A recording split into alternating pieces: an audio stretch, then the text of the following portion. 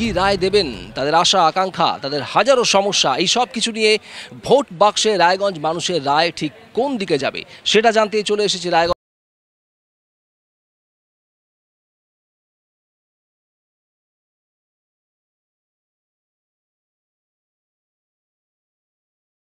Lok Sabha local নিয়ে এসে গেছি এই মুহূর্তে রায়গঞ্জের মানুষ এবারের লোকসভা নির্বাচনে কি রায় দিতে চলেছে সেটাই বোঝার চেষ্টা করছি।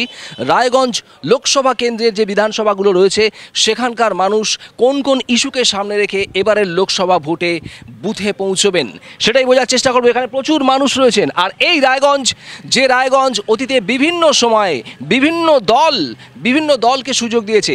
এই রায়গঞ্জের সাংসদ ছিলেন কংগ্রেসের দীর্ঘদিনের প্রিয়রঞ্জন দাসমুন্সির খাসতালুক। এই রায়গঞ্জ সিপিএমকে সুযোগ দিয়েছে অর্থাৎ বামেদের, এবং এই রায়গঞ্জ সুযোগ দিয়েছে বিজেপিকেও। এবার কি হতে চলেছে আমি একটু সবার আগে জানার চেষ্টা করবো এদিক থেকে এদিকে যারা রয়েছেন, এবারে রায়গঞ্জবাসীর রায় ঠিক কোন দিকে যেতে চলেছে। রায়গঞ্জবাসীর রায় প্রচারে যখন বেরোচ্ছি আমরা বুঝতে পারছি আগামীতে মানুষ 4 জুনে কি রায় দিতে যাচ্ছে। 2019 সালে এখানকার ভারতীয় জনতা পার্টি সাংসদ হওয়ার পর যা কাজ করেছে সেটার নিরিখে মানুষ রায়দান দিবে, ভোটদান দিবে, এবং ভারতীয় জনতা পার্টি আরেকবার এখান থেকে সাংসদ দিল্লিতে যাবে। ভারতীয় জনতা পার্টির সাংসদ আরও একবার ভারতীয় জনতা পার্টির সাংসদ রায়গঞ্জ থেকে দিল্লিতে যাবে, কিন্তু প্রার্থী বদল করা হয়েছে। গতবারের জেতা সাংসদ তিনি কিন্তু প্রার্থী হননি। আর এদিকে দেখি মানুষরা কি বলছেন, কি রায় দেবে রায়গঞ্জের মানুষ। শুনুন, রায়গঞ্জের লোকসভা কেন্দ্রের মানুষ গত লোকসভা নির্বাচনের সময় অনেক আশা নিয়ে এখানে দেবশ্রী চৌধুরীকে ভোট দিয়েছিলেন, কিন্তু আমরা দেখলাম আমাদের রায়গঞ্জবাসীর কোনো প্রতিবাদী কণ্ঠস্বর দিল্লির বুকে পৌঁছালো না। যেমন আমরা আশা করেছিলাম যে রায়গঞ্জ থেকে অন্তত দিল্লির ট্রেন সপ্তাহে 3 দিন চলুক, দক্ষিণ ভারতের ট্রেন 3 দিন চলুক, উত্তরবঙ্গের ট্রেন 3 দিন চলুক। রায়গঞ্জের যে একটা পর্যটন কেন্দ্র আছে আপনারা জানেন, পক্ষীনিবাস, যেটা এশিয়ার দ্বিতীয় বৃহত্তম পক্ষীনিবাস, সেটাকে একটা আপলিপমেন্ট করে সেখানে একটা আন্তর্জাতিক মানে তাকে নিয়ে যাওয়া। সর্বনাশ, এদিকে অভিযোগ তো প্রচুর রয়েছে, কোনো কাজ হয়নি, একেবারেই কাজ হয়নি এরকম বলা হচ্ছে। দেখি এদিককার মানুষ কি বলছেন। আচ্ছা, রায়গঞ্জে কি গত 5 বছরে কোনো কাজই হয়নি? রায়গঞ্জে গত 5 বছরে কোনো কাজ হয়নি, এবং রায়গঞ্জবাসী প্রতিবাদী চরিত্র, তারা ক্লান্ত। তৃণমূল এবং বিজেপি, তৃণমূলের জিতে বিজেপিতে চলে যাচ্ছে, বিজেপি আবার তৃণমূলের লোককে নিয়ে নিচ্ছে, এই ব্যাপারে ক্লান্ত মানুষ। এবার প্রতিবাদী চরিত্র, যোগ্য প্রার্থী। দল বদলের খেলা দেখে ক্লান্ত, একদম ক্লান্ত। কোনো উন্নয়ন, কোনো মানুষের কাজ হয়নি, কোনো মানুষের সাথে যোগাযোগ রাখেননি জনপ্রতিনিধি, শুধু তারা নিজেদের ব্যক্তি স্বার্থ চরিতার্থ করেছেন এবং সেই জন্যই রাজনীতি করে যাচ্ছে। এই অভিযোগটা সত্যি অনেকাংশে, তাই বলে দলাদলি রাজনীতির এটা একটা অংশ। এই দল থেকে ওই দল, ওই দল থেকে ওই দল, এটা রাজনীতির একটা অংশ। এটা তো রাজনীতির একটা অংশ। ক্যামেরাটাকে সামনে আনতে বলবো, এটা দেখলে বুঝে যাবেন যে রায়গঞ্জের মানুষ কীরকম ভাবে বীতশ্রদ্ধ। এটাকে দেখলাম। নাম হচ্ছে যে লোকসভা লোকাল। গত বিধানসভা নির্বাচনে বিজেপির প্রার্থী গন্তব্য চেঞ্জ করে আবার অন্য স্টেশনে পৌঁছে গেছে, এখন তিনি হচ্ছে তৃণমূলের এখান থেকে প্রার্থী। সুতরাং এই দলবদলটা ওদের টানাপোড়েন আছে। আপনাদের যেরকম প্রোগ্রামটার নাম দিয়েছেন লোকসভা লোকাল, যখন একটা স্টেশন থেকে অন্য স্টেশনে যায় তেমনিভাবে ওরা দলবদল করছে। সুতরাং এই দলে দলে জোট বাঁধাটাকে মানুষ মেনে নিচ্ছে, কিন্তু দল বদলকে মেনে নিচ্ছে না। আচ্ছা, শুনি এদিকে কি বলছে।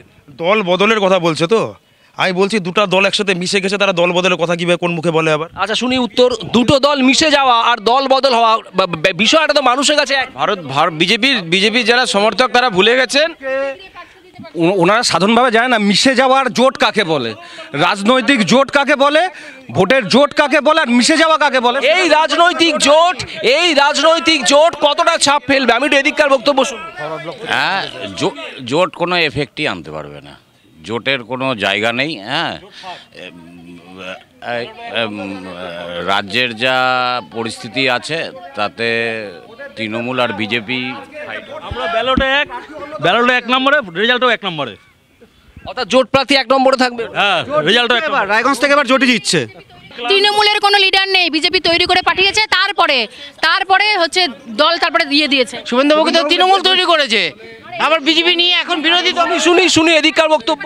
হচ্ছে কি যে ওনাদের খুব কষ্ট, ওনাদের হাল ফেরাতে হবে, লাল ফেরাতে হবে। একটা ইয়েতে নেমেছিল, তাদের একজন ক্যান্ডিডেট ছিল বাইরন বিশ্বাস, উনি ওদেরকে ত্যাগ করার পরে ওনারা যে ঝাটকাটা পেয়েছেন সেটা ওনারা নিতে পারছেন না, এজন্য জোট বা পাল্টাপাল্টি এদের সহ্যই হচ্ছে না। ঠিক আছে, তো পশ্চিমবঙ্গে একটা জিনিসই আছে যে পশ্চিমবঙ্গে পৃথিবীর কোথাও সিপিএম নেই, কোনো জায়গায় সিপিএম নেই, এখানে একটা জোট করে যদি বাঁচানো যায়।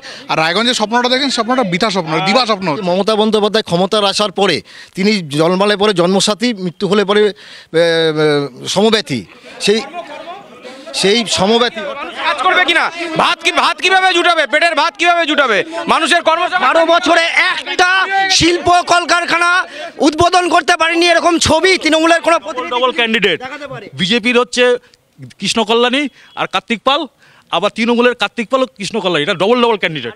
মানুষ দান খয়রাতিতে বিশ্বাসী না, পশ্চিমবাংলাকে ভিখারির রাজ্যে পরিণত করছে। 500 টাকা ভাতা দিয়ে কোনো দেশ রাজ্য চলতে পারে না। আজকে যদি এটাকে আপনারা ভিক্ষাবৃত্তি বলে থাকেন, তাহলে রাজনিবহন যোজনা যে চালানো হচ্ছে, গোটা ভারতবর্ষের মহিলাকে অপমান করা হচ্ছে, এটা তীব্র নিন্দা করছি। আচ্ছা আমি বলি 1 মিনিট, যেটা বলতে নিয়েছিলাম যে জন্ম থেকে মৃত্যু পর্যন্ত, অর্থাৎ জিন্দগি কি সাথ ভি জিন্দগি কি বাদ ভি তৃণমূল কাंग्रेस थे और कांग्रेस भी रहेगा। আচ্ছা এটা কি সত্যি বলছেন যে 500 টাকা দিয়ে ভিখারির রাজ্যে পরিণত করা হয়েছে? না, একদমই না।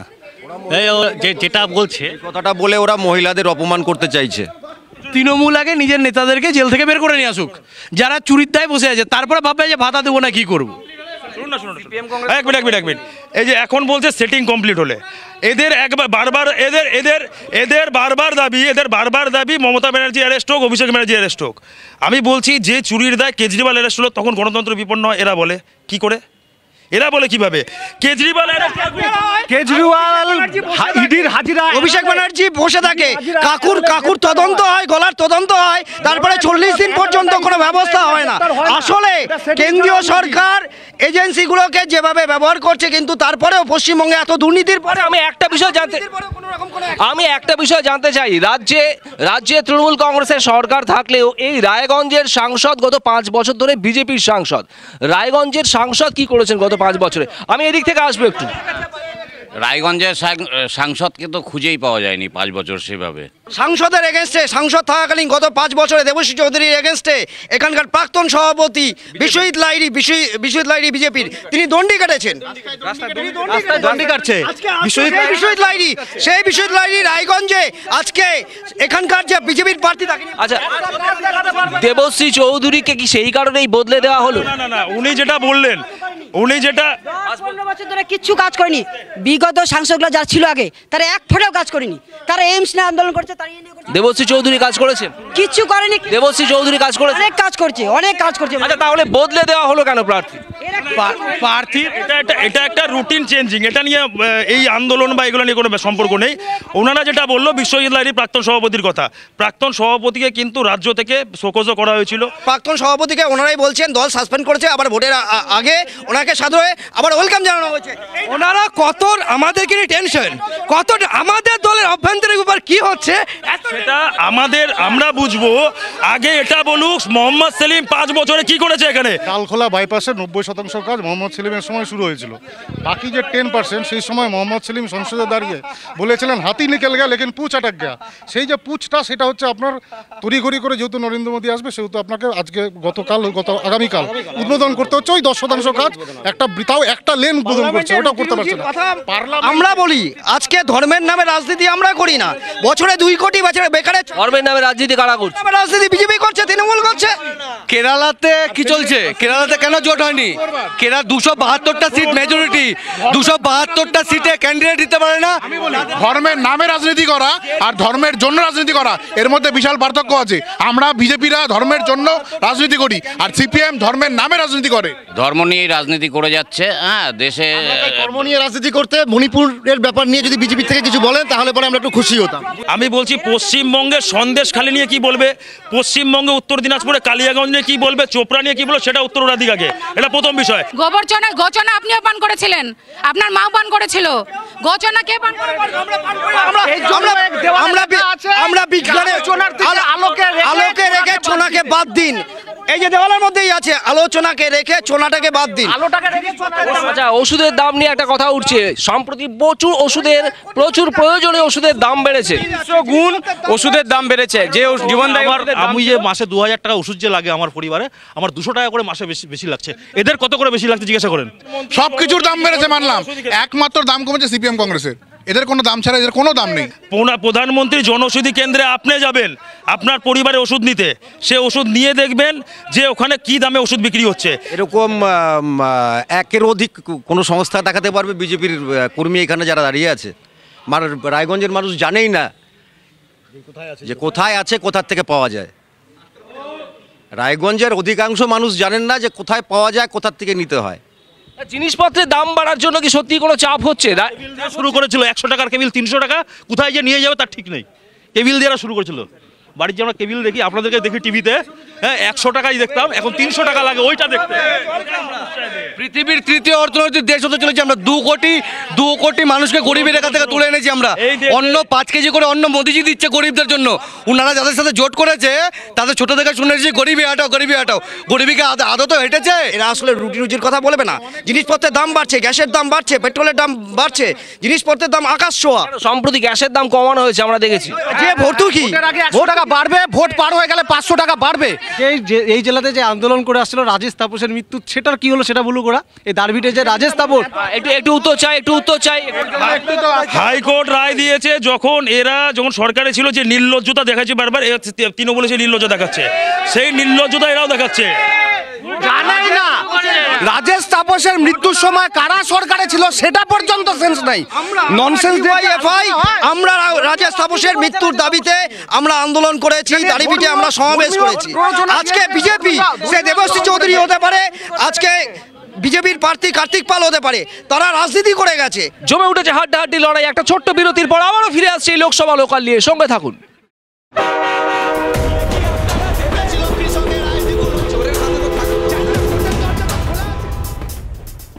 রায়গঞ্জের মানুষ এবারে লোকসভা নির্বাচনকে ভোট দিতে যাওয়ার আগে লোকসভা নির্বাচনে কোন ইস্যুটাকে সব থেকে বেশি মাথায় রাখবেন? দুর্নীতি, কর্মসংস্থান না অন্য কিছু? কোন বিষয়টাকে সব থেকে বেশি মাথায় রাখবেন রায়গঞ্জ লোকসভার মানুষ? দেখুন, রায়গঞ্জ লোকসভার মানুষ আজকে আমরা মনে করি যে 3 জন প্রার্থী এখান থেকে দাঁড়িয়েছে, যারা মূল 3 জন প্রার্থী, তার মধ্যে সবচেয়ে যদি গুরুত্বপূর্ণ এবং যোগ্য প্রার্থী হয়ে থাকে সেটা হচ্ছে কৃষ্ণ কল্যাণী। তার কারণটা হচ্ছে কি কাজ করেছে? 3 বছরে বিধায়ক কি কাজ করেছে দিতে বলুন। আমরা রায়গঞ্জের মানুষ ভোট দিতে যাব কর্মসংস্থান দেখে, যে কোন কারা আমাদেরকে কর্মসংস্থান দিতে পারে। আচ্ছা, এখান থেকে বলা হচ্ছে কৃষ্ণ কল্যাণী এবারের সব থেকে যোগ্য প্রার্থী। না দিক দিয়ে যোগ্য প্রার্থী কিসের? 34 বছর ছিল জন্য ভালো ছিলেন। 15 লক্ষ টাকা করে অ্যাকাউন্টে ঢোকেনি, আর 2 কোটি চাকরি বছরের প্রতিশ্রুতি। এই দুটো প্রশ্ন সামলাবে কি করে বিজেপি? 15 লক্ষ যে অ্যাকাউন্টে ঢোকার সেই ভিডিওটাকে দিতে হয় প্রথম বিষয়। 15 লক্ষ টাকার অ্যাকাউন্টে ঢোকার যে কথা, অর্থাৎ বলা হয়নি না, সেই ক্লিপটাকে কেটে নিয়ে বলা হচ্ছে। সেই ক্লিপটাকে কেটে নিয়ে বলা হচ্ছে। গোটা এভিডেন্স থেকেও দেখাতে পারবেন? যদি দেখাতে পারেন তার উত্তর তখন দেওয়া হবে। পার্টি বলছে 15 কোটি ওটাকে কেটে নিয়ে ব্যঙ্গ করা হচ্ছে। কারা বলছে? ভারত বছরে 2 কোটি চাকরির কথা বলা হয়েছিল বিজেপি। আমি একটু মহিলাদের বক্তব্য শুনি। চাকরি বাকরি রায়গঞ্জের যুবক যুবতীরা কি চাকরি বাকরি পাচ্ছেন? কর্মসংস্থান হচ্ছে? রায়গঞ্জের যুবক যুবতীরা লোকাল হিসেবে ওই যে চপ শিল্প বলছে, ওনারাই সব বলে দিচ্ছে। সিপিএম কংগ্রেসের আমলে, সিপিএম এর যখন আমল ছিল, এই সরকারের আমলে চাকরি, হ্যাঁ, নেতাদের পকেট থেকে টাকা, নেতাদের বেডরুম থেকে টাকা বেরোচ্ছে। কি করে চাকরি হলে যা বলেছিল আনরেজিস্টার কথা হবু প্রধানমন্ত্রী, হ্যাঁ 20 কোটি প্রাইমারি টাকা নিয়ে চাকরি, সেটাও বলবেন। দেশে যেমন চাকরি হয়নি 2 কোটি, এখানকার চাকরিগুলো চুরি করে নিয়েছে তৃণমূল কংগ্রেস। টাকার 2 কোটি চাকরি দিদি বলেছিল, বছরে 2 লাখ চাকরি। দুটাই হচ্ছে অশ্বডিম্ব আর কি, অশ্বডম্ব। আপনারা জানেন যে এখানে গত 34 বছর যারা শাসন করেছিল, এখানে স্পিনিং মিল নামে যে একটা শিল্প ছিল, সেই স্পিনিং মিলটাকে বন্ধ করে দিয়েছিল কিন্তু সিপিএম এরা বলে। তাদেরকে পুনরুদ্ধার করেছে মমতা বন্দ্যোপাধ্যায়। সেখানকার কর্মীদেরকে পুনর্জীবন দিয়ে অন্য জায়গায় রিহ্যাবিলিটেশন দিয়েছে, সেটা মমতা বন্দ্যোপাধ্যায়। 1 লাখ টাকা কাটা জমি বিক্রি করে দিচ্ছে লোককে। আপনি চেলে আপনিও কিনে নিয়ে যেতে পারবেন এখান থেকে টাকা থাকলে। আমরা মেডিকেল কলেজ এখানে করেছি, ইউনিভার্সিটি আমরা করেছি, এই রবীন্দ্র ভবনটা আমরাই করেছি, ঠিক আছে? হয়েছে, মেডিকেল কলেজটা হয়েছে, এটা বলছি, কিন্তু কিচ্ছু নেই, সাফিসিয়েন্ট ডাক্তার নেই, সাফিসিয়েন্ট ইনস্ট্রুমেন্ট নেই, কিচ্ছু নেই, কিচ্ছু নেই। এইমস কেন হলো না সেটা সবথেকে বড় প্রশ্ন। এইমস যখন ডিক্লেয়ার হয় তখন সরকার কার ছিল? কংগ্রেস আর সিপিএম এর। তখন রাজ্যে জমি দেয়নি সিপিএম। যে বলেছে তার তখন রাজনৈতিক জন্ম হয় নাই, সে তখন আমাদের পিছন পিছন ঘুরে বেড়াতো। তখন তৎকালীন 2009 সালে সূর্য মিশ্র চিঠি দিয়ে বলেছিলেন শীতগ্রামে আমরা জমি দেবো, সাথে বিনা পয়সায় বিদ্যুৎ দেবো, বিনা পয়সায় জল দেবো। এবং সেই কারণে আপনার শীতগ্রামে করুন। 2011 সালে পরিবর্তনের পর যেহেতু এখানে কংগ্রেস মাইলেজ পেয়ে যেতে পারে, বামফ্রন্ট মাইলেজ পেয়ে যেতে পারে, সেই কারণে তৃণমূল এখান থেকে এটা কল্যাণীতে নিয়ে চলে গেল। সূর্যকান্ত মিশ্র তখন মন্ত্রী ছিলেন, স্বাস্থ্যমন্ত্রী। দেয়নি জন্য হয়নি, তখন এখন সিপিএম কংগ্রেস এক, তখন তো আলাদা ছিল, তখন কংগ্রেস মাইলেজ। আচ্ছা, আমার একটাই প্রশ্ন, রায়গঞ্জে কি এইমস হওয়ার আর কোনো সম্ভাবনা আছে? বিজেপির তরফ থেকে বিজেপির সমর্থকরা কি বলছেন? আমরা বরাবর বলছি উত্তরবঙ্গ স্বাস্থ্যর দিক থেকে বঞ্চিত, সেটা হচ্ছে সিপিএম কংগ্রেস তৃণমূলের আমলে বঞ্চিত। বিজেপি চেষ্টা করছে যে উত্তরবঙ্গের মানুষকে যদি এইমস না হলে এইমসের ধাঁচে কোনো হসপিটাল দেওয়া যায়। আওতাবাজ হচ্ছে দেশের প্রধানমন্ত্রী, কেন এখনো পিএম কেয়ার ফান্ডের হিসাব দিচ্ছেন না বলুন, জিজ্ঞেস করুন। পিএম কেয়ার রায়গঞ্জে ছিল একটা জেলা পরিষদের ভবন, জেলা পরিষদের ভবনটা দেখতে চান যেখানে প্রোগ্রাম করছে, এই যে অম্বিকা গ্র্যান্ড জেলা পরিষদের ভবনের জায়গায় এটা হয়েছে। এটা কার হোটেল আপনারা তথ্য নিয়ে দেখুন, কার হোটেল জেলা পরিষদের ভবন। বললেন প্রধানমন্ত্রীজিকে অপমান করে ভারতাবাজ, ওনাদেরকে জিজ্ঞেস করুন ওনাদের কাছে কোন ক্যান্ডিডেট আছে প্রধানমন্ত্রী হওয়ার যোগ্য। প্রার্থী নেই কেউ, 272টা সিটে প্রার্থী দিতে পারে না। প্রধানমন্ত্রী চয়নের নির্বাচন, 272টা সিটে প্রার্থী দিতে পারে না। জোটাই তো ঘোট, এদের তো জোটাই তো ঘোট, জোটাই তো জোট হলো না, এটা জোটাই তো ঘোট। ওনারা কি বিজেপির প্রতিনিধি না মোদির প্রতিনিধি? কারণ এখন তো আর বিজেপি দল নেই, এখন ব্যক্তি মোদিতে চলে গেছে গোটা দলটাই। মোদি যাকে মনে করছে বসাচ্ছে, যাকে মনে করছে উঠাচ্ছে। নীতিন গডকরি আমরা হ্যাঁ খুলেও দিচ্ছে, যেরকম সেটা তো মমতা বন্দ্যোপাধ্যায়ও বলছেন যেখানে ভোট দিতে যাবেন আমার মুখটা মনে করবে। হ্যাঁ হ্যাঁ সেটা না না না একদম না, একদম না, একদম না। তৃণমূল দল জামা কাপড়ের হয়, মানুষের ব্র্যান্ড হয় না, কি জন্য আমরা ভোট দেবো কি করে? ভালো মালের বিজ্ঞাপনের দরকার হয় না, ভালো মালের বিজ্ঞাপন হয় না। ব্র্যান্ড তো দ্রব্যের হবে, মানুষের আবার ব্র্যান্ড হয় নাকি? দেশের মানুষ যাকে সমর্থন করবে সেই তারই 56 ইঞ্চি হয়ে যাবে। রায়গঞ্জের মানুষ কাকে সমর্থন করবে? কৃষ্ণ কল্যাণী, কার্তিক চন্দ্র পাল নাকি আলী ইমরান রামস? যেভাবে হাড্ডাহাড্ডি টক্কর এইখানে চলছে লোকসভা লোকালে, সেই টক্কর যে আরো বাড়বে ভোটের দিন সেটা বলাই যায়। আমাদের নজর থাকবে ফল কি হয়। আপাতত এখানেই শেষ করছি লোকসভা লোকাল। দেখতে থাকুন জি 24 ঘন্টা। বাংলার আওয়াজ, বাঙালির আবেগ, জি 24 ঘন্টা।